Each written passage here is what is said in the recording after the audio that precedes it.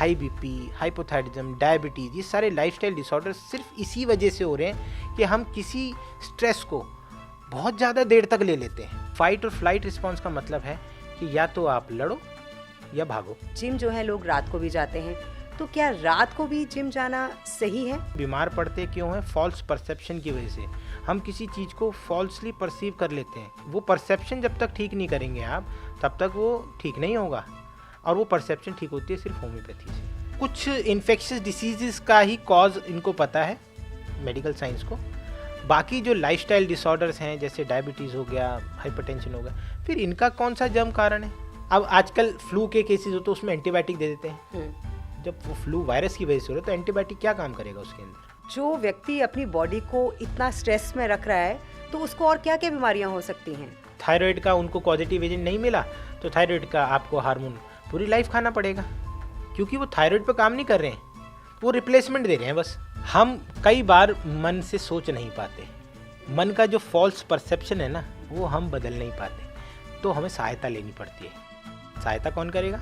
Homeopathic medicine.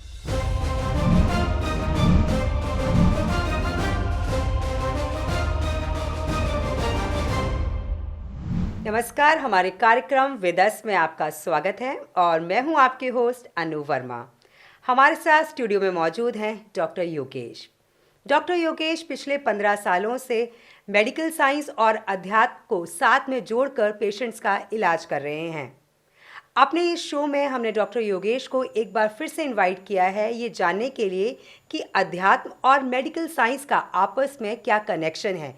तो आइए इस कनेक्शन को समझते हैं डॉक्टर योगेश से। Doctor Yogesh, welcome to our show. नमस्कार। नमस्कार अनु जी। डॉक्टर योगेश, सबसे पहले तो आपका बहुत बहुत शुक्रिया कि आपने इतना कीमती वक्त आपने निकाला हमारे लिए, हमारे दर्शकों के लिए, ताकि हम आपसे और भी जानकारियां ले सकें। थैंक यू सो मच कि आप हमारे स्टूडियो में आए हैं। डॉक्टर योगेश, लास्ट एपिसोड में आपने हमें मन के बारे में बताया था, नीड ऑफ लाइफ के बारे में बताया था। अब हम आपसे जानना चाहते हैं कि ये एनर्जी क्या होती है?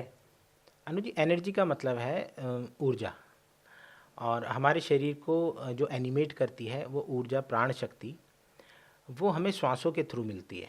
जब हम सांस लेते हैं तो हमारे अंदर वो एनर्जी जाती है। जब हम खाना खाते हैं उसके थ्रू भी एनर्जी जाती है। ये जो भी एनर्जी हमें, प्राण जो एनर्जी लेते हैं वो हमारे पंचभूतों से लेते हैं, ठीक है? अग्नि, जल, वायु, पृथ्वी, आकाश। अब प्राण जो है, हमारी प्राण शक्ति हमारे अलग अलग पार्ट को सप्लाई करती है, ठीक है? अकॉर्डिंग टू दैट कि कौन से पार्ट को कहाँ सप्लाई करिए, उसके अकॉर्डिंग ये 5 प्रकार के होते हैं। पहला प्रकार है प्राणवायु। प्राणवायु हमारी चेस्ट पे को सप्लाई करती है। जब हम श्वास लेते हैं तो फेफड़े एब्जॉर्प्शन करते हैं ऑक्सीजन का, ठीक है? हम खाना खाते हैं, उसका इंजेक्शन होता है, उसका डाइजेशन होता है, ठीक है? जो भी रिसेप्शन होता है ना, जो भी हम इनटेक लेते हैं, वो इनटेक हमारा प्राणवायु करता है। उस इनटेक को, उस रिसेप्शन को प्राणवायु सप्लाई करती है जी। जब हम सारा एनर्जी को इनटेक कर लिया हमने, उसके बाद उसका डाइजेशन होता है, तो डाइजेशन को समान वायु सप्लाई करती है। उसका पार्ट होता है हमारे डायफ्राम से लेके नेवल तक जी। इस पोर्शन में हमारे सारे डाइजेस्टिव ऑर्गन्स होते हैं जो डाइजेशन में हेल्प करते हैं। जब डाइजेशन हो जाता है तो उसके बाद कुछ वेस्ट प्रोडक्ट बचते हैं। वो उस वेस्ट प्रोडक्ट को एक्सक्रीशन करने के लिए अपान वायु सप्लाई करती है। वो होता है हमारा नेवल से लेके मूलाधार चक्र तक जी, ठीक है? अब अपान वायु का जो काम होता है, एनर्जी का जो सप्लाई होती है, वो एक्सक्रीटरी ऑर्गन्स जैसे किडनी हो गया और स्टूल और रिप्रोडक्टिव ऑर्गन्स, इन सब को सप्लाई करती है। उसके बाद जो हमने समान वायु ने जो डाइजेशन को प्रमोट किया था, एब्जॉर्प्शन किया था, उसके बाद जो हमने सारी एनर्जी जो ली है, जो हमने न्यूट्रिएंट्स लिए हैं, वो पूरी बॉडी में सप्लाई करने के लिए जो ऊर्जा यूज़ होती है उसको व्यान वायु बोलते हैं जी। तो व्यान वायु का काम ये होता है कि through circulatory system, through blood, हमारी पूरी बॉडी में न्यूट्रिएंट्स को पहुंचाना, ठीक है? अब 5वां जो पार्ट है प्राण का, वो है उदान वायु। उदान वायु हमारे थ्रोट से लेके और हेड तक जितने भी पोर्शन होते हैं उसको सप्लाई करती है। इसमें हमारा mental cognition, mental function, memory और थ्रोट, थायराइड, टॉन्सिल, ये सब इंक्लूड हो जाता है। हमारी स्पीच भी इंक्लूड होती है, बोलना भी हमारा उदान वायु की वजह से होता है। अब जो प्राण शक्ति है, प्राण शक्ति हमारे डिफरेंट पार्ट्स को जो सप्लाई कर रही है, अगर वो किसी भी पार्ट से कम होने लगती है तो वहाँ पर बीमारी होने लगती है। असल में बीमार पहले प्राण शक्ति होती है, फिर शरीर बीमार होता है। जैसे कि फॉर एग्जांपल, अगर प्राणवायु जो पहला टाइप है प्राण का, प्राणवायु अगर कम होने लगती है तो रेस्पिरेटरी प्रॉब्लम हो जाती है हमें, ठीक है। अगर हमें ऑक्सीजन ही नहीं मिलेगी, हमें फुल रेस्पिरेशन नहीं मिलेगी, तो हमें चेस्ट की प्रॉब्लम होने लगेगी। दूसरी है समान वायु। समान वायु में क्या होता है, डाइजेशन की प्रॉब्लम होने लगती है, एसिडिटी की प्रॉब्लम होने लगती है, और आपको आईबीएस की प्रॉब्लम होने लगती है। तीसरा जो टाइप है वो है अपान वायु। अपान वायु में क्या होता है कि हमारा एक्सक्रीशन हैम्पर होता है, तो कॉन्स्टिपेशन हो जाएगा आपको, ठीक है, और यूरिनरी एक्सक्रीशन कम हो जाएगा, रिप्रोडक्टिव ऑर्गेन्स कम हो जाएंगे, फीमेल्स में मेंसेस की प्रॉब्लम्स होने लगेगी, ठीक है। और चौथा है व्यान वायु। व्यान वायु हमारी बॉडी में, पूरी बॉडी में सप्लाई करता है एनर्जी को, न्यूट्रिएंट्स को। जो मस्कुलोस्केलेटल सिस्टम होता है हमारा, उसको हैम्पर करता है। अगर व्यान वायु कम हो रही है तो हमें जॉइंट्स की प्रॉब्लम होने लगेगी, हमें आर्थराइटिस हो जाएगा, हमें थकावट रहने लगेगी क्योंकि हमें एनर्जी पूरी मिल नहीं रही है, ठीक है, हमें लो फील होने लगेगा। और जब उदान वायु कम हो जाती है तो हमारा जो मेंटल मेमोरी है, जो हमारा कॉग्निशन है, वो कम होने लगता है, हमारी सोचने समझने की शक्ति कम हो जाती है, हम सुस्त होने लगते हैं, हमारी स्पीच में प्रॉब्लम होने लगती है, हमें थायराइड हो जाता है, टॉन्सिल हो जाते हैं। ये उदान वायु की कमी की वजह से होते हैं। जैसे कि मैंने आपको लास्ट एपिसोड में बताया था कि हमारी जो वाइटल फोर्स है, होम्योपैथी में प्राण शक्ति को वाइटल फोर्स कहा गया है। वाइटल फोर्स जो है हमारी, उसके 3 फंक्शन बताए थे मैंने, एक सेंसेशन, फंक्शन और सेल्फ प्रिजर्वेशन। तो ये जो कंसेप्ट हमने अपने वेदों से पढ़ा है, हमने अपने वेदों से समझा है कि प्राण जो है वो 5 पार्ट में सप्लाई करता है, 5 तरीके से हमारी बॉडी को, फुल बॉडी को सप्लाई करता है। इसी प्रिंसिपल से अगर हम कोरिलेशन करें तो होम्योपैथी में भी यही बोला गया है कि वाइटल फोर्स पहले बीमार होती है, उसके बाद शरीर बीमार होता है।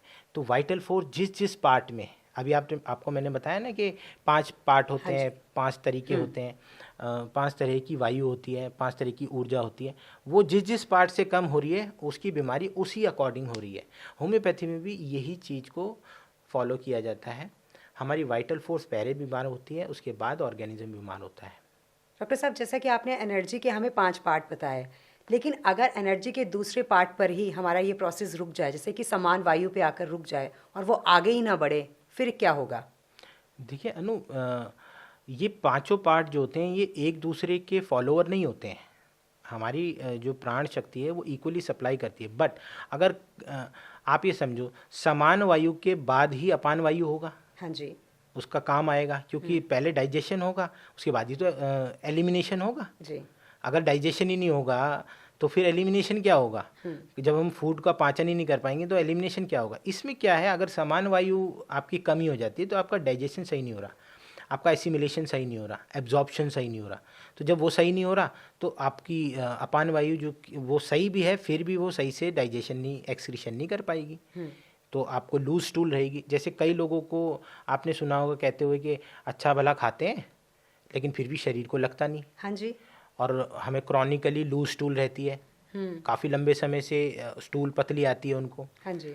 ग्रीजी स्टूल आती है, कुछ तला हुआ खा लेते हैं तो ग्रीजी स्टूल आती है। वो किस लिए आता है? उनके समान वायु में कमी होती है, वो सही से डाइजेशन नहीं कर पाते, तो उनकी जो फूड न्यूट्रिएंट्स हैं वो बिना एब्जॉर्प्शन के बाहर निकल जाते हैं, उनका एक्सक्रीशन हो जाता है। तो ऐसे लोग हमेशा पतले दुबले रहते हैं, न्यूट्रिशन की कमी रहती है इनको, मैशिएटेड रहते हैं, तो मेल न्यूट्रिशन इनको रहता है हमेशा।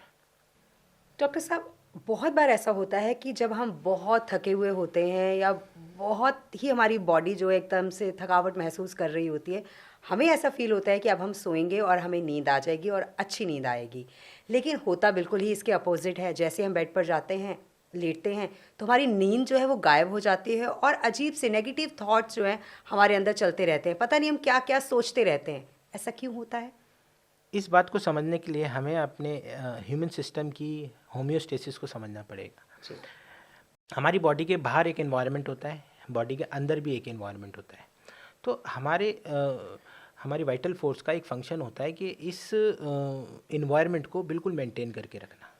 तो जब हम एक नॉर्मल कंडीशन में होते हैं तो हमारे बॉडी के जितने भी फंक्शंस होते हैं, फॉर एग्जांपल ब्लड प्रेशर वो नॉर्मल रहेगा, नॉर्मल रहना चाहिए, ब्लड शुगर नॉर्मल रहनी चाहिए, जितने भी हमारे एंजाइम्स हैं वो नॉर्मली सिक्रीट होने चाहिए, हमारे रेस्पिरेटरी रेट नॉर्मल होना चाहिए, थर्मोरेगुलेटरी सिस्टम नॉर्मल होना चाहिए। इसको हम होम्योस्टेसिस बोलते हैं। नॉर्मली हम इसी अवस्था में रहते हैं, लेकिन हमारे बॉडी के अंदर एक इमरजेंसी बटन भी है, इमरजेंसी मोड भी है। वो क्या होता है इमरजेंसी मोड? कि जब कभी हम किसी एडवर्स सिचुएशन में आते हैं, फिजिकली और मेंटली, जी। हम किसी डेंजर में आते हैं, तो वो इमरजेंसी मोड स्टार्ट हो जाता है। और वो इमरजेंसी मोड क्या है? फाइट और फ्लाइट रिस्पॉन्स। अब फाइट और फ्लाइट रिस्पॉन्स का मतलब है कि या तो आप लड़ो या भागो, जी। या तो सिचुएशन से लड़ो या सिचुएशन से विड्रॉ करो। ठीक है। अब ये इस रिस्पॉन्स के तहत हमारी बॉडी जो है बाकी जो नॉर्मली सिस्टम चला रही थी, जैसे बीपी हो गया, शुगर हो गया, हार्मोन्स हो गए, ये सबको एक पैनिक मोड पे ले आती है। तो पैनिक मोड पे ये सारे ओवर वर्क करने लग जाते हैं, क्योंकि ब्रेन कहता है कि मेरे को अब ज़्यादा ग्लूकोज की ज़रूरत है, मुझे बहुत ज़्यादा सोचना है इसके बारे में, तो ग्लूकोज बढ़ जाना चाहिए ब्लड के अंदर, ब्लड ज़्यादा पहुंचना चाहिए तो बीपी बढ़ जाना चाहिए, हार्मोन सिक्रीट ज़्यादा होने लगते हैं। और जो पोर्शन हमारा डाइजेशन में खर्च हो रहा है उसको आप मुझे सप्लाई करो, ब्रेन कहता है मुझे सप्लाई करो, तो डाइजेशन स्लो हो जाता है। तो ऐसे जब हम स्ट्रेस में होते हैं किसी सिचुएशन में, तो ये हमारा फाइट और फ्लाइट जो रिस्पॉन्स है वो एक्टिवेट हो जाता है। ठीक है। इसमें तो डाइजेशन स्लो हो जाती है, हमें बहुत थकान महसूस होने लगती है, हमारी जो जैसे मस्कुलोस्केलेटल सिस्टम में कम जाने लगती है ऊर्जा, डाइजेशन में कम जाने लगती है, तो डाइजेशन स्लो हो जाता है, हमें थकान महसूस होती है, हमें लगता है अभी बेड पे जाएंगे और हम सो जाएंगे, लेकिन वहाँ तो थॉट्स इतने ज़्यादा चल रहे हैं। हम बेड पे गए और ब्रेन ने तो हमारे ये बोला था ना कि सारी एनर्जी मुझे सप्लाई करो, आप लोग सुस्त हो जाओ। अब जैसे ही हम गए सोने के लिए, नींद तो आई नहीं और ज़्यादा हम अवेक हो गए, क्योंकि ब्रेन नहीं सोया, ब्रेन को रेस्ट नहीं मिला। चलो, ये जो फाइट और फ्लाइट रिस्पॉन्स है, ये एक बार अगर आपके बॉडी में हो रहा है तो चलो ठीक है, ठीक है। अगर यही सिचुएशन नेक्स्ट डे भी प्रोड्यूस होती है तो आप दोबारा से इस रिस्पॉन्स में आते हो, ठीक है। ये इमरजेंसी मोड फिर से एक्टिवेट होता है, तो आपके बॉडी के अंदर ये वाले चेंजेस फिर से आएंगे, स्वेटिंग होना, हाई रेस्पिरेटरी हो जाना, ठीक है, पैल्पिटेशन होना, डाइजेशन को स्लो हो जाना, ठीक है, नींद उड़ जाना, ये सब फिर से आएगा। अब कभी ऐसी कंडीशन आ जाए कि ये स्ट्रेस आपको 24 घंटे रह रहा है, उस बात के बारे में आप 24 घंटे सोच रहे हो, तो ये जो हमारा इमरजेंसी मोड है ना, ये ऑन ही रह जाएगा, और ये ऑन ही रहेगा और ये अडेप्ट कर लेगा, इसकी हैबिट बन जाएगी। तो जो आजकल लाइफस्टाइल डिसऑर्डर्स हैं ना सारे, हाई बीपी, हाइपोथायराइडिज्म, डायबिटीज़, ये सारे लाइफस्टाइल डिसऑर्डर्स सिर्फ इसी वजह से हो रहे हैं कि हम किसी स्ट्रेस को बहुत ज़्यादा देर तक ले लेते हैं। अगर हमने उसका सॉल्यूशन निकाल लिया तो वो निकल जाएगा, अगर हमने उसका सॉल्यूशन नहीं निकाला तो एक हैंगिंग कॉन्फ्लिक्ट के अंदर चेंज हो जाता है, उस दुविधा में हम फंसे हुए हैं और हम बीमार होने लगेंगे। हमारा जो ये इमरजेंसी मोड है ना, ये हमेशा एक्टिव रहता है, इसी की वजह से शुगर हाई रहती है, बीपी हाई रहता है, थायराइड का बीमारी हो जाती है। ये सारे जो हमारे इमरजेंसी जो सिस्टम्स हैं वो हमेशा एक्टिव रहते हैं। डॉक्टर साहब, एक क्वेश्चन और मैं आपसे जानना चाहूँगी कि कुछ लोग होते हैं जो 4 घंटे की भी नींद ले लें, लेकिन उसके बाद भी उनकी बॉडी जो है पूरी एक्टिव रहती है, पूरा दिन वो फिट रहते हैं। लेकिन यहाँ कुछ लोग ऐसे भी होते हैं कि जो अगर 8 घंटे की प्रॉपर नींद ना लें तो उन्हें ऐसा लगता है कि वो बीमार हो जाएंगे, उन्हें कुछ ना कुछ अजीब सा फील होता है। वो आज कहते हैं कि यार आज मेरी तबीयत थोड़ी ठीक नहीं है क्योंकि मैंने प्रॉपर नींद नहीं ली है। क्यों? ये उनको इस बात का भी स्ट्रेस रहता है कि मैं सो नहीं पा रहा, मैं 8 घंटे नहीं सोया। ये इसका मतलब कांस्टेंट स्ट्रेस के अंदर है ना वो। उनका इमरजेंसी मोड जो है वो हमेशा पंक्चुअलिटी के पीछे पड़े रहते हैं कि मुझे इतने बजे ये करना है, इतने बजे ये करना है, 8 घंटे सोना है, इतनी बार मील खानी है, इतनी बार ये करना है। ये खुद 24 घंटे आप स्ट्रेस के अंदर हो, आपने अपनी बॉडी को ऐसे ही बना दिया है। अगर हम ये बोलें कि जब हमें नींद आए तभी हमें सोना चाहिए, ठीक है, ये एक नेचुरल होम्योस्टेसिस है। जब हमें भूख लगे तब हमें खाना चाहिए। हमारे वेदों में यही बोला है, जब हमें भूख लगे तब खाना चाहिए, जब हमें नींद आए तब सोना चाहिए जी। लेकिन आजकल सिस्टम क्या हो गया है, अब जो प्राइवेट सेक्टर्स में जो काम करते हैं जो लोग, उनको एक टाइम होता है। मान लीजिए उसकी इवनिंग ड्यूटी है, अब उसको जितने बजे सोना है ना उतने बजे सोना है। अब उसकी उस टाइम पे नींद पूरी नहीं हुई ना, तो वो स्ट्रेस में रहेगा पूरे दिन कि मेरी नींद पूरी नहीं हुई, अब मैं काम कैसे करूँगा। वो स्ट्रेस भी 24 घंटे वाला स्ट्रेस ही है उसका। तो ये भी एक अपने टाइप का स्ट्रेस है, वो 24 घंटे उस इमरजेंसी मोड में चल रहा है, तो इसलिए उनको बीमारी रहती है हमेशा। जो व्यक्ति अपनी बॉडी को इतना स्ट्रेस में रख रहा है तो उसको और क्या क्या बीमारियां हो सकती हैं? जो ऐसे लोग होते हैं उन्हीं को तो लाइफस्टाइल डिसऑर्डर होते हैं, उन्हीं का तो लाइफस्टाइल खराब हो रहा है ना। अब आपकी नाइट ड्यूटी है, हाँ जी। और गॉड ने हमारा सिस्टम ऐसा बनाया है कि हमें नाइट में सोना है और डे में काम करना है। अब आप डे में सो रहे हो, नाइट में काम कर रहे हो, तो आपकी बायोलॉजिकल क्लॉक तो डिस्टर्ब हो गई ना। कभी आपकी नाइट लग रही है, कभी आपकी मॉर्निंग लग रही है, कभी आपकी नाइट लग रही है। ऐसे भी बहुत सारे लोग होते हैं, ठीक है। और जो काम का प्रेशर आपको कांस्टेंट स्ट्रेस के अंदर रखता है, ऐसे लोगों में ही लाइफस्टाइल डिसऑर्डर देखे जाते हैं। जैसे डायबिटीज़ हो गया, हाइपोथायराइडिज्म हो गया, हाई बीपी हो गया, हाइपरटेंशन हो गया, या डाइजेस्टिव प्रॉब्लम बहुत होती है इनको, क्योंकि बायोलॉजिकल क्लॉक सेट नहीं हुई ना, तो डाइजेशन सही से होता ही नहीं है। कभी सो रहे हैं, कभी नहीं सो रहे हैं। किसी टाइम जगने का टाइम है तो सो रहे हैं, सोने का टाइम है तो जाग रहे हैं, तो डाइजेशन खराब होता है। तो ये आजकल जो सबसे बड़ी बीमारी चल रही है लोगों में, IBS चल रही है, इरिटेबल बाउल सिंड्रोम। और ये होता क्या है इरिटेबल बाउल सिंड्रोम? जब कोई डायग्नोसिस नहीं मिलता पेट की बीमारी का, तब ये डायग्नोस किया जाता है। क्योंकि आजकल जितने भी डिसऑर्डर हो रहे हैं वो फंक्शनल डिसऑर्डर हैं डाइजेस्टिव सिस्टम के। इसमें कोई पैथोलॉजी मिलेगी नहीं किसी टेस्ट में, लेकिन फंक्शन खराब है। अब वो फंक्शन किस वजह से खराब है? समान वायु की कमी की वजह से। आपकी समान वायु कम है और फंक्शन खराब है सारा, तो IBS की प्रॉब्लम है। तो हर किसी, आप नोट करना, किसी भी कॉर्पोरेट वर्ल्ड में सबको तो स्टूल की प्रॉब्लम रहती है, सबको गैस बनने की प्रॉब्लम रहती है, पेट फूलता रहता है, खाना सही से नहीं खा पाते, थोड़ा सा खाते ही पेट भर जाता है। ये प्रॉब्लम सबको रहती है, 90% लोगों को ये प्रॉब्लम रहती है। स्टूल सही से नहीं आती, एक बार पेट साफ नहीं होता, एक बार में बार बार लैट्रिन जाना पड़ता है। ये इस टाइप की प्रॉब्लम्स होने लगती हैं। डॉक्टर साहब, जैसे हमारे अध्यात्म में तो ये माना जाता है कि योगा एक्सरसाइज सुबह करनी चाहिए, लेकिन आजकल हम देखते हैं कि एक नया ट्रेंड चल पड़ा है। अब जिम जो है लोग रात को भी जाते हैं, तो क्या रात को भी जिम जाना सही है? देखो, इवनिंग में जिम जाना एक अपना व्यक्तिगत मामला है। जिस भी इंसान को जब समय होगा वो तभी जाएगा, तभी एक्सरसाइज करेगा। आजकल की बिजी शेड्यूल में तो लोग रात में काम करते हैं, दिन में सोते हैं, तो वो उसी टाइम पे अपना जिम भी करेंगे, एक्सरसाइज भी करेंगे। पर हमारे ह्यूमन सिस्टम के अकॉर्डिंग हमारी बॉडी में एक बायोलॉजिकल क्लॉक होती है। उस बायोलॉजिकल क्लॉक को जैसे सेट करेंगे आप, वैसे ही सेट हो जाएगी, ठीक है। जैसे कि अगर आपको एक बंद कमरे में अंधेरे में रख लिया जाए, ठीक है, तो आपको बाहर नहीं पता कि दिन है कि रात है, लेकिन आपको रात में उसी समय नींद आएगी जिस समय डेली आपको नींद आती है, या आपकी आंख सुबह उतने ही बजे खुलेगी जितने बजे आपकी रोज़ खुलती है। इसको हम बायोलॉजिकल क्लॉक बोलते हैं। अब प्रॉब्लम कहाँ आती है? फॉर एग्जाम्पल, आजकल लोग बहुत ट्रैवल करते हैं, जिसको जेट लैग बोलते हैं। जेट लैग एक्चुअली में क्या है, हमारी बायोलॉजिकल क्लॉक डिस्टर्ब होती रहती है बार बार। अभी यहाँ पर दिन है, वहाँ रात है, वहाँ रात है, यहाँ दिन है। तो अभी हमारी बायोलॉजिकल क्लॉक को ये पता है कि आज दिन मैंने पूरा बिताया, अब आने वाली है रात, लेकिन वहाँ पहुँचे तो वहाँ दिन ही मिलता है। तो ये जेट लैग क्या चीज़ है कि हमारी बायोलॉजिकल क्लॉक को पता ही नहीं चल पाता कि अब सोना है या जागना है जी।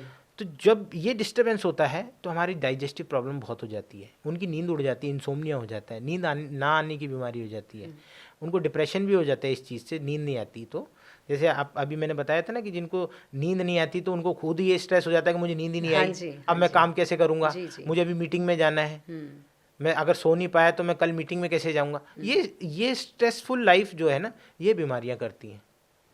डॉक्टर साहब, अगर हम अपने ब्रीथिंग सिस्टम को बैलेंस कर लें तो फिर क्या हमें मेडिसिन की ज़रूरत नहीं पड़ेगी? देखिए अनु, ब्रीदिंग सिस्टम को बैलेंस करना एक अलग चीज़ हो गई, ठीक है। आप क्या ये समझते हैं कि प्राणवायु, जो 5 टाइप की प्राणवायु मैंने बताई, उसके कम होने की वजह से बीमारी होती है? तो आपका सवाल ये नहीं होना चाहिए कि प्राणवायु कमी कैसे हो रही है, क्यों कम हो रही है जी। कोई ऐसा चैनल होगा ना जो कम कर रहा है। मैंने आपको पिछले एपिसोड में बताया था कि प्राण को डायरेक्ट करता है मन। मनमय कोश जो है वो प्राणमय कोश को डायरेक्ट करता है। प्राण की अपनी कोई इंटेलिजेंस नहीं होती। जैसे मैंने बताया ना, मोबाइल के अंदर बैटरी होती है, बैटरी का काम सिर्फ इसको चलाना है। अंदर सॉफ्टवेयर क्या काम कर रहा है, बैटरी से मतलब नहीं है उसका। तो ऊर्जा का काम सिर्फ उसको एनिमेट करना है, हमारे ऑर्गेनिज्म को चलाना है। चला कौन रहा है? मन चला रहा है। और मन को कौन डायरेक्शन दे रहा है? हमारा बुद्धि, ठीक है ना। हमारा जो विज्ञान में कोश है वो उसको डायरेक्शन दे रहा है, वो उसकी तर्क वितर्क करने की विवेकशीलता को बनाए रख रहा है। अब मन ही जब बीमार होता है ना, तब हमें बीमारी होती है, तब हमारी प्राण शक्ति, जीवन शक्ति, वाइटल फोर्स कम होती है किसी पार्ट से, और वो पार्ट बीमार होता है। तो खाली हम प्राण को अपने ठीक करके, सिर्फ श्वास क्रिया को ठीक करके हम ठीक नहीं कर सकते उसको, क्योंकि हमारा मन ठीक नहीं हुआ। अभी जो बेसिक कॉज था, जो हमारे बॉडी के अंदर जो स्ट्रेस था, जो कॉन्फ्लिक्ट था, वो जब तक रिमूव नहीं होगा तब तक हम ठीक नहीं होंगे। अब उसको रिमूव करने के लिए, उस डिल्यूजन को रिमूव करने के लिए, मैंने पहले ही आपको बताया था कि हम बीमार पड़ते क्यों हैं? फॉल्स परसेप्शन की वजह से। हम किसी चीज़ को फॉल्सली परसीव कर लेते हैं, गलत तरीके से परसीव कर लेते हैं। या कुछ हुआ है, जैसे फॉर एग्जांपल हमने इंसल्ट फील कर ली, अब इंसल्ट फील कर ली, परसेप्शन फॉल्स हो गया, हम बीमार पड़ गए, ठीक है। अब उसको कितना भी आप वो कर लो, वो परसेप्शन जब तक ठीक नहीं करेंगे आप, तब तक वो ठीक नहीं होगा। और वो परसेप्शन ठीक होती है सिर्फ होम्योपैथी से जी। इसलिए होम्योपैथिक मेडिसिन की बहुत ज़रूरत होती है। डॉक्टर साहब, आप बार बार कन्फ्लिक्ट कह रहे हैं कि इन सब के पीछे कन्फ्लिक्ट है, ये है क्या कन्फ्लिक्ट? कन्फ्लिक्ट का मतलब होता है आप किसी चीज़ का डिसीजन नहीं ले पा रहे, ठीक है, आप एक दुविधा में फंसे हुए हो।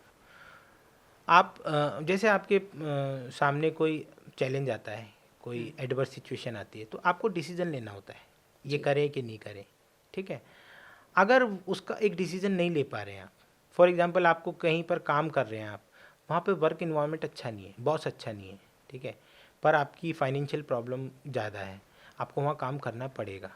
तो आप ये डिसाइड नहीं कर पा रहे कि मैं उस जॉब को छोड़ूं या वहाँ काम करूं, क्योंकि आपको काम करना भी पड़ रहा है, आपको जॉब छोड़ भी नहीं सकते, और आपको वहाँ का इन्वायरमेंट पसंद भी नहीं आ रहा। तो ये एक तरीके से कांस्टेंट स्ट्रेस में हो आप। इस स्ट्रेस को कॉन्फ्लिक्ट बोलते हैं, जब हम एक किसी चीज़ के लिए कांस्टेंट स्ट्रेस में होते हैं, ठीक है, इसको हम कॉन्फ्लिक्ट बोलते हैं। अब ये नहीं है कि एक कॉन्फ्लिक्ट होता है, बस एक ही कॉन्फ्लिक्ट से सारी बीमारी होती है, नहीं, हर सिचुएशन के अकॉर्डिंग ये कॉन्फ्लिक्ट होता है, ठीक है। जैसे फॉर एग्जांपल हम अपने मुंह को बंद करें तो हमें क्या एहसास होता है? हमें ऐसा लगता है कि हम सांस नहीं ले पा रहे हैं, सांस नहीं आ रहा, हाँ जी, मर जाएंगे अभी। इस कॉन्फ्लिक्ट को डेथ फ्राइट कॉन्फ्लिक्ट बोलते हैं, मरने का डर। अब ये तो फिजिकल हो गया, आपका सांस रोका और आपको मरने का डर हो गया। लेकिन अगर फिगरेटिवली हम ये चीज़ देखें, अगर हम साइकोलॉजिकल थॉट से इसको समझें कि कभी ऐसी सिचुएशन आपके सामने आ जाए कि आपको डेथ फ्राइट लगने लगे, फॉर एग्जांपल कोई ऐसी बड़ी बीमारी का डायग्नोसिस हो गया जिससे आपको मरने का डर लग रहा है, जैसे कैंसर का कोई डायग्नोसिस हो गया किसी पेशेंट के अंदर, और अब उसको डेथ फ्राइट हो रहा है, मरने का डर हो रहा है, हाँ तो उसको लंग्स की प्रॉब्लम होने लगेंगी। डॉक्टर्स कहेंगे कि कैंसर यहाँ था, मेटास्टेसिस हो गया लंग्स में, जबकि वो उस कॉन्फ्लिक्ट की वजह से लंग्स में प्रॉब्लम हो गई है उसको, वो मेटास्टेसिस नहीं हुआ, उसके अंदर कॉन्फ्लिक्ट आ गया, डेथ फ्राइट कॉन्फ्लिक्ट आ गया। ये एक हो गया। दूसरा कोई और एग्जांपल लेते हैं, फॉर एग्जांपल जैसे आजकल लोगों को बहुत हार्ट अटैक आ रहे हैं, हाँ जी, ठीक है ना। अब हार्ट अटैक के पीछे क्या कॉन्फ्लिक्ट है? टेरिटोरियल एंगर कॉन्फ्लिक्ट, मतलब आपकी टेरिटरी में आपको गुस्सा आया। अब आपने देखा होगा डॉग्स होते हैं, हाँ जी, जानवर होते हैं, उनकी टेरिटरी होती है, वो मार्क करते हैं, टेरिटरी को मार्क करते हैं ना। तो अगर हम फिजिकल लेवल में लेना तो इस चीज़ को हम उन जानवरों से सीख सकते हैं कि उनकी टेरिटरी में अगर उनको गुस्सा आता है, उनकी टेरिटरी में अगर उनको डर लग रहा है, लेकिन ह्यूमंस जो है इसको साइकोलॉजिकल लेवल पे भी ले सकते हैं। ज़रूरी नहीं है कि आपकी टेरिटरी में कोई घुसपैठिए घुसेंगे तभी आपको डर लगेगा। आपके घर में कोई ऐसा इन्वायरमेंट हो गया जहाँ आपको डर लग रहा है, कोई ऐसा इंसान आ गया, आपको वहाँ रहने में, अपनी टेरिटरी में आपको डर लगने लग रहा है, तो आपको चेस्ट की प्रॉब्लम हो जाएगी।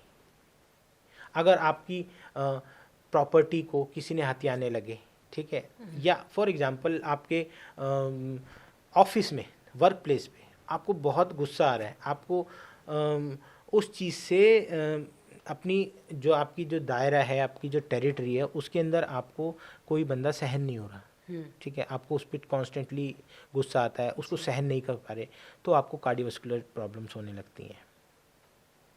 तो ये इस टाइप से सिचुएशन पे डिपेंड करता है कि आपका कौन सा कॉन्फ्लिक्ट रहेगा।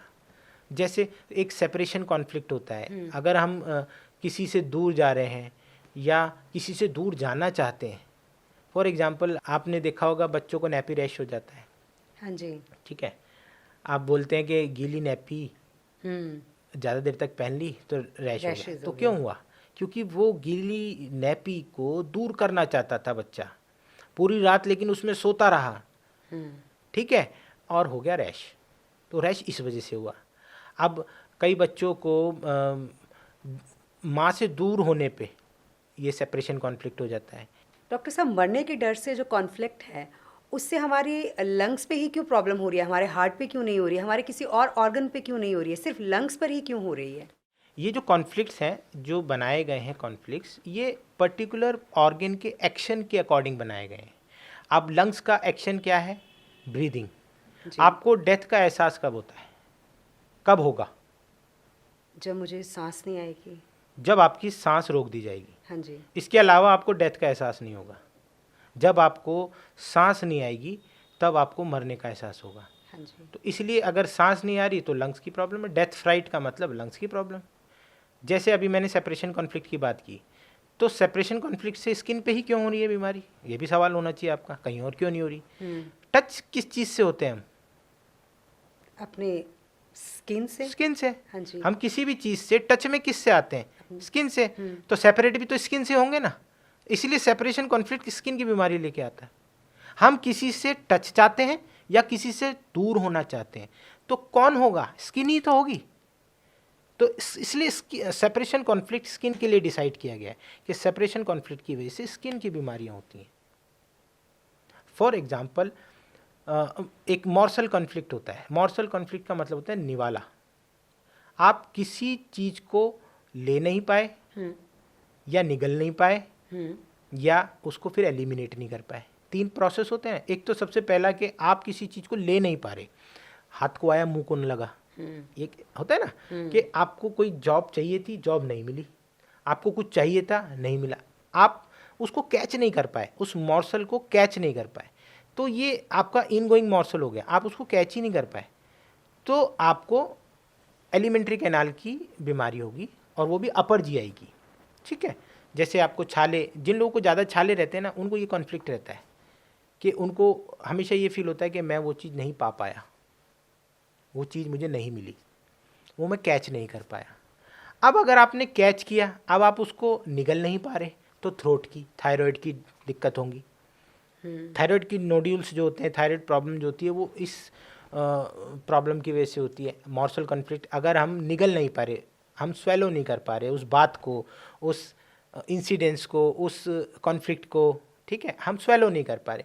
अब अगर हमने स्वेलो कर लिया, अब हम उसको एलिमिनेट नहीं कर पा रहे, तो हमें और नीचे की प्रॉब्लम हो जाएगी। तो ये according to the function of the organ, according to the part, location, ये डिफरेंट कॉन्फ्लिक्ट्स होते हैं जो पर्टिकुलरली उसी पार्ट के लिए होते हैं। डॉक्टर योगेश, आप बोल रहे हैं कि पहले हमारा मन बीमार होता है, फिर हमारी वाइटल फोर्स बीमार होती है, फिर हमारा शरीर बीमार होता है, लेकिन हम जब डॉक्टर के पास जाते हैं अपनी बीमारी लेकर, तो डॉक्टर कहते हैं कि आपको इस बैक्टीरिया की वजह से या इस वायरस की वजह से ये चीज़ हुई है, ये डिजीज़ हुई है। तो सच क्या है? ये कहा जाता है कि जर्म्स की वजह से हम बीमार पड़ते हैं।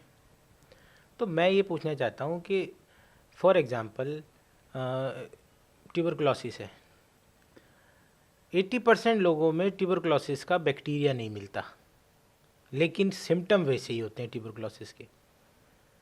तो हम कैसे कह सकते हैं कि ट्यूबरकुलोसिस के बैक्टीरिया की वजह से, जो बोला गया है कि इसकी वजह से ट्यूबरकुलोसिस होता है, इसकी वजह से बीमारी हो रही है? इसका मैं आपको थोड़ा सा बैकग्राउंड बताता हूँ। 1850 में एक साइंटिस्ट थे, लुइस पैस्चर। जी।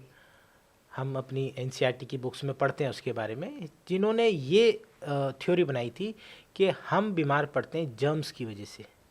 इसको जर्म थ्योरी के नाम से जाना गया था। उसी के पैरेलल जर्म थ्योरी डिनायलिज्म चल रहा था।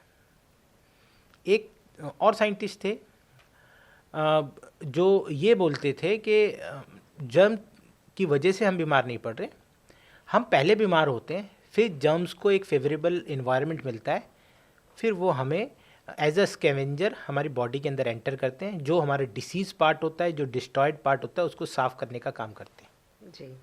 ठीक है। बीचैम्प नाम था उन साइंटिस्ट का। तो ये दोनों थ्योरी साइड बाय साइड चल रही थी, जर्म थ्योरी और जर्म थ्योरी डिनायलिज्म। अब जो मेडिकल फील्ड है उसने इस जर्म थ्योरी डिनायलिज्म को दबाना स्टार्ट कर दिया और जर्म थ्योरी को उठाना स्टार्ट कर दिया। आज के टाइम में हर मेडिकल फील्ड में सिर्फ जर्म थ्योरी को माना जाता है। अगर हम माने कि जर्म्स की वजह से बीमारी हो रही है, तो ऐसा क्यों है कि बहुत से लोगों में जर्म्स नहीं मिल रहे हैं, फिर भी वो वैसे ही बीमार हो रहे हैं जैसे जर्म्स, जिनके अंदर जर्म्स मिल रहे हैं, जैसे वे सिम्टम दिखा रहे हैं वैसे ही वो भी दिखा रहे हैं, लेकिन उनके अंदर जर्म्स नहीं मिल रहे। तो इसका मतलब वो पहले बीमार है ना, जर्म्स तो बाद में एंटर हुए हैं ठीक है। और अगर इसका आंसर हम दे तो कुछ इन्फेक्शियस डिसीजेस का ही कॉज इनको पता है मेडिकल साइंस को। बाकी जो लाइफस्टाइल डिसऑर्डर्स हैं जैसे डायबिटीज़ हो गया, हाइपरटेंशन हो गया, फिर इनका कौन सा जर्म कारण है?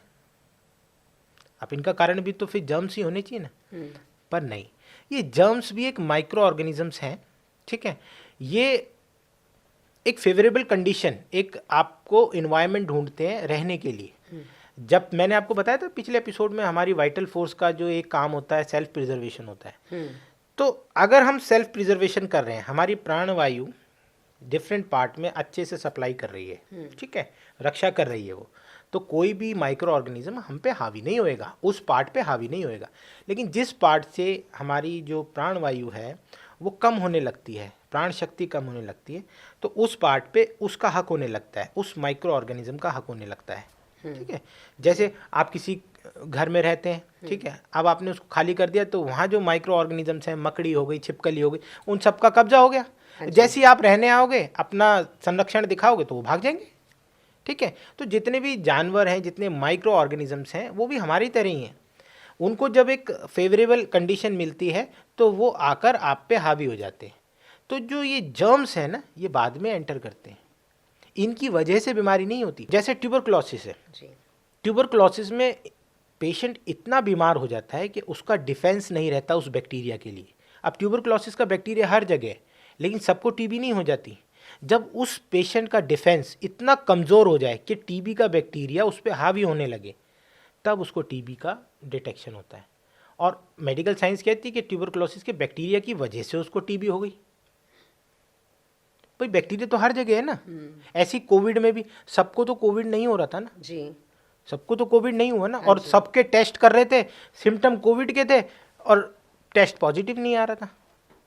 बहुत से लोगों में ऐसा हुआ था, सिम्टम कोविड के थे लेकिन कोई टेस्ट में पॉजिटिविटी थी ही नहीं। तो फिर उनको, अगर हम कह रहे हैं कि कोविड के वायरस से, SARS-CoV-2 वायरस से हमें कोविड हुआ है, तो हर पेशेंट में पॉजिटिव आना चाहिए था जी। अब होम्योपैथी में जर्म थ्योरी को डिनाइल किया गया है ठीक है। होम्योपैथी इसी चीज़ को फॉलो करती है कि हम पहले बीमार होते हैं, उसके बाद हमारा शरीर बीमार होता है, हम पहले मन बीमार होता है, फिर वाइटल फोर्स, फिर शरीर बीमार होता है, उसके बाद ये माइक्रो ऑर्गेनिजम्स हावी होते हैं हमारे ऊपर। तो देखा जाए तो ये सारा मन का ही खेल है। जैसे आपने बताया कि अगर मन को स्ट्रांग रखेंगे, मन से हम ये सोचेंगे कि हम ठीक हैं, तो हम ठीक ही रहेंगे। हाँ, बट हम कई बार मन से सोच नहीं पाते। मन का जो फॉल्स परसेप्शन है ना, वो हम बदल नहीं पाते, तो हमें सहायता लेनी पड़ती है। सहायता कौन करेगा? होम्योपैथिक मेडिसिन जी। होम्योपैथिक मेडिसिन के अंदर ये पावर है कि आपके परसेप्शन को चेंज कर दिया जाए। तो जब हम होम्योपैथिक मेडिसिन लेते हैं तो मन आपका ठीक होने लगता है, तो अपने आप ही आपका प्राण ठीक होने लगता है और अपने आप ही आपकी बीमारी ठीक होने लगती है। एक और मैं एग्जांपल देता हूँ। जैसे हमारा मेडिकल साइंस में एक एपिडेमियोलॉजिकल ट्रायंगल होता है ठीक है, जिसके अकॉर्डिंग बोला जाता है कि एक डिसीज़ 3 चीज़ों के मिलने से बनती है, एक एजेंट, एक होस्ट, एक इन्वायरमेंट। एजेंट मतलब कॉजेटिव एजेंट होना चाहिए, एक कारण होना चाहिए कि ये बीमारी क्यों हो रही है, एक जिसके अंदर ये बीमारी हो रही है होस्ट होना चाहिए, एक इन्वायरमेंट होना चाहिए कि ये बीमारी हो जाए। ये तीनों चीज़ों के मिलने से बीमारी हो सकती है। इनमें से एक चीज़ को भी हटा दिया जाए, या तो एजेंट को हटा दिया जाए, या होस्ट को हटा दिया जाए, या इन्वायरमेंट को हटा दिया जाए, तो बीमारी नहीं हो सकती। ये एपिडेमियोलॉजिकल ट्रायंगल है, ठीक है। अब जो हमारी मॉडर्न साइंस है, कन्वेंशनल मेडिसिन है, वो एजेंट पे सारा कंसंट्रेशन बनाती है।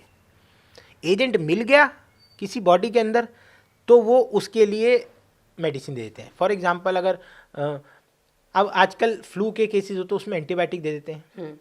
जब वो फ्लू वायरस की वजह से हो रहा है तो एंटीबायोटिक क्या काम करेगा उसके अंदर? वायरल डिसीज है तो एंटीबायोटिक क्यों देना? बॉडी और वीक हो जाती है।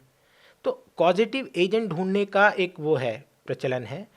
जहाँ कॉजेटिव एजेंट नहीं मिला वहाँ कोई हेल्प नहीं होती। फॉर एग्जांपल डायबिटीज़ में कोई कॉजेटिव एजेंट नहीं पता हमें, तो हम लाइफ लॉन्ग हमें मेडिसिन खानी पड़ेगी शुगर लो करने की।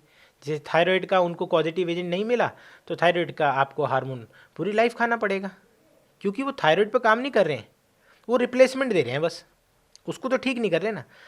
होम्योपैथी में कारण देखा जाता है कि हम बीमार क्यों पड़े, थायराइड क्यों हुआ, आपको हाइपोथायराइडिज्म क्यों हुआ, डायबिटीज़ क्यों हुई, उस कारण से आपकी मेडिसिन निकाली जाती है, उस कॉजेशन से आपकी मेडिसिन निकाली जाती है, तो आप ठीक होने लगते हैं, आपका अपना ऑर्गन काम करने लगता है, हमें रिप्लेसमेंट की ज़रूरत नहीं होती है। तो होम्योपैथी होस्ट पे काम करती है, जो बाकी साइंसेज हैं वो एजेंट पे काम करती हैं।